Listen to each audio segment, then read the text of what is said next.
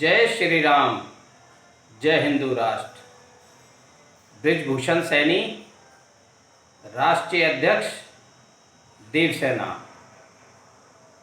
मित्रों, आज का विषय है कांग्रेस की कायराना नीति के चलते चीन ने की भारत में अवैध घुसपैठ। मित्रों, ये जानकर आपको हैरानी होगी, कांग्रेस की ढुलमुल नीति के कारण ही चीन लगातार भारत में घुसपैठ करता रहा है और कांग्रेस सरकार ने कभी भी चीन का मुंहतोड़ जवाब देने का प्रयास नहीं किया। जिस भी क्षेत्र में चीन घुस गया, जहां अवैध कब्जा कर लिया, कांग्रेस की सरकार उस क्षेत्र को कभी वापस नहीं ले पाई। आज भी 8-10 स्थानों पर, जो कि बहुत महत्वपूर्ण स्थान हैं, बहुत महत्वपूर्ण क्षेत्र हैं, उन पर चीन ने कब्जा कर रखा है और कांग्रेस की इस नीति के कारण ही चीन के हौसले बुलंद होते रहे। वो लगातार भारत में घुसपैठ करता रहा और जिस स्थान पर उसके पैर टिक गए, वहां से उसे खदेड़ने का कभी भी प्रयास नहीं हुआ।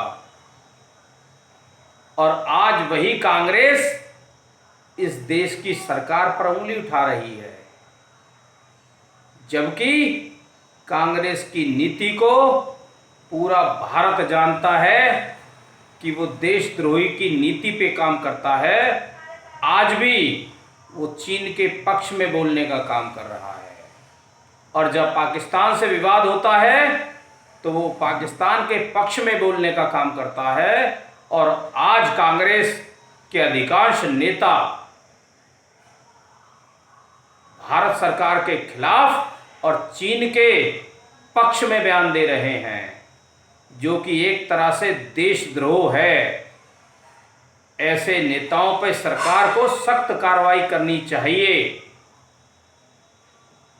लेकिन सरकार इस मामले को हल्के में लेकर ऐसे देशद्रोही नेताओं को बोलने का अवसर प्रदान कर रही है। मित्रों, ये कांग्रेस की नीति आज से नहीं, सन 47 से ही गड़बड़ रही है। उन्होंने ऐसे बहुत से कानून बना दिए जो इस देश के खिलाफ है, जो इस देश के बहुसंख्यकों के खिलाफ है।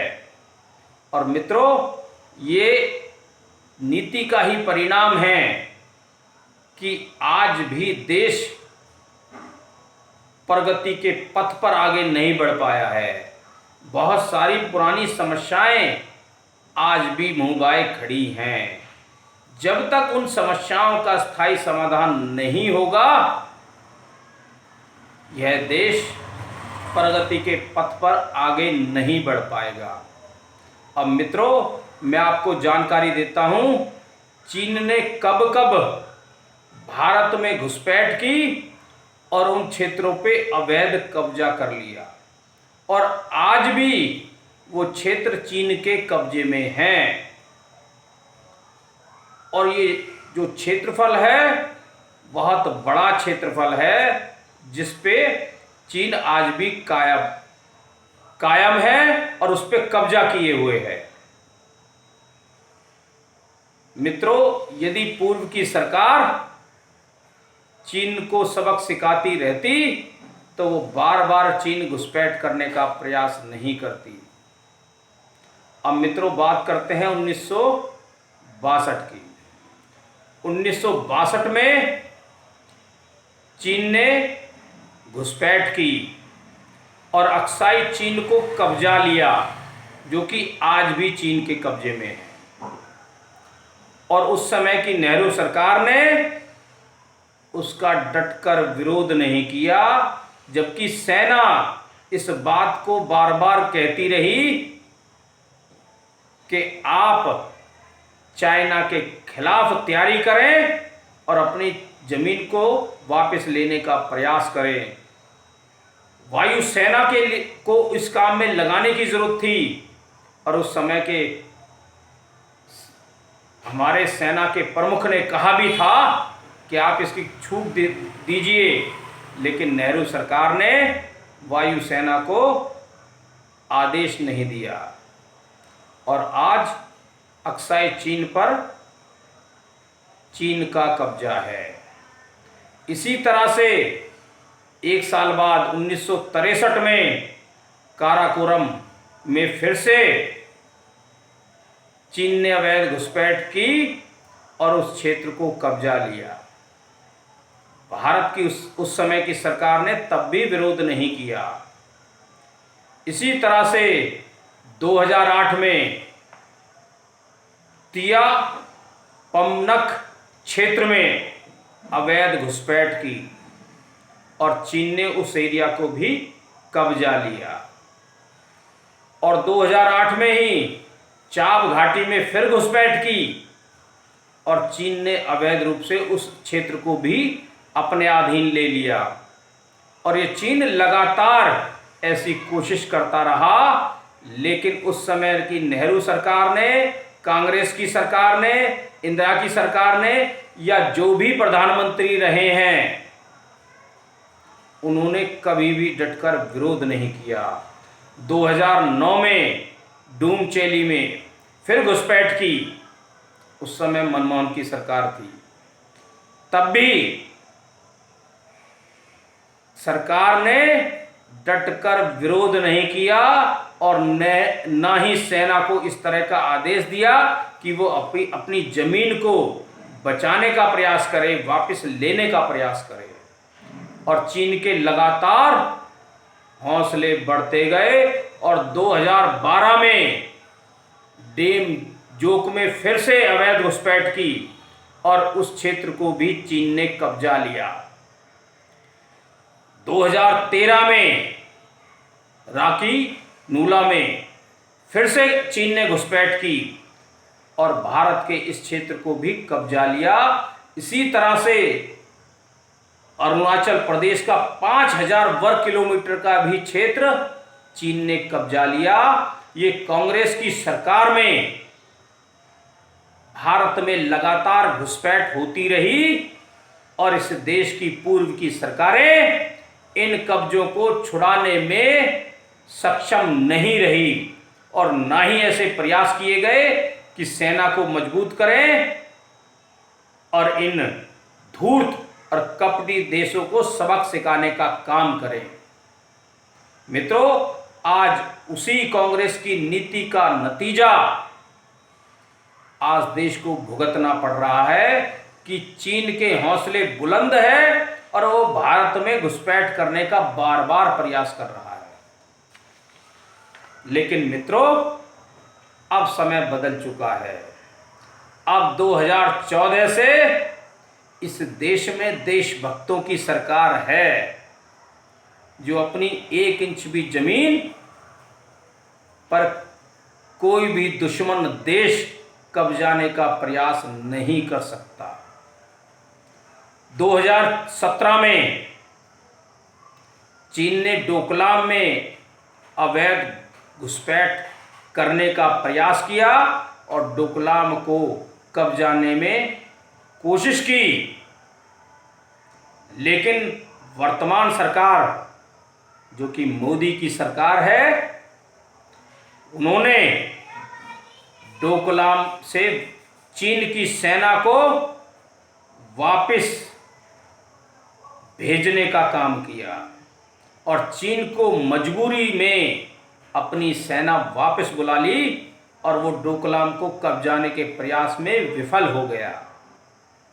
अब 2020 में इसी साल फिर चीन ने प्रयास किया लिपुलेख में, वहां चीन ने घुसपैठ की और भारत की सेना ने उन्हें मुंहतोड़ जवाब दिया और चीन को उस जमीन से वापस जाना पड़ा। अब इसी तरह से इसी मई के महीने में गैलवान की घाटियों में चीन ने अवैध घुसपैठ करने का प्रयास किया, जिसका नतीजा आपके सामने है। हमारे 20 सैनिक जरूर शहीद हुए, लेकिन उनके 40 से भी अधिक सैनिकों को मौत के घाट उतार दिया। और आज चीन भारत से लड़ने की स्थिति में नहीं है। चीन की सेना का मनोबल टूट चुका है, लेकिन भारत का मनोबल आज भी मजबूत है और वो इस धोखे का बदला लेने की तैयारी कर रहा है और पूरी तरह से तत्पर है। लेह लद्दाख में लगातार लड़ाकू विमान वहाँ पूरे एरिया का चक्कर लगाकर उसकी समीक्षा कर रहे हैं और सेना को बहुत मजबूती के साथ खड़ा कर दिया है।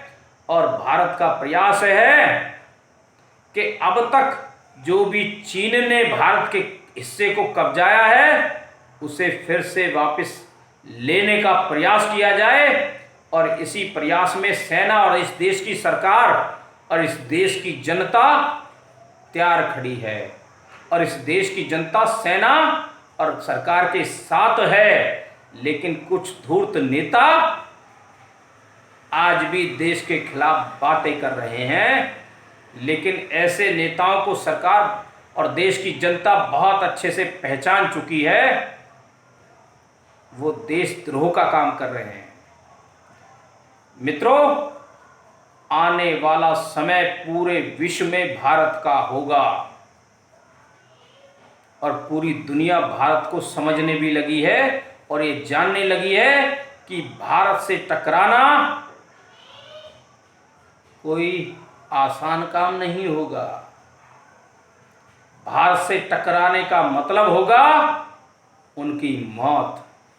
और ऐसे दुश्मन देशों को सबक सिखाना भारत की सेना और भारत की सरकार बहुत अच्छे से समझती है।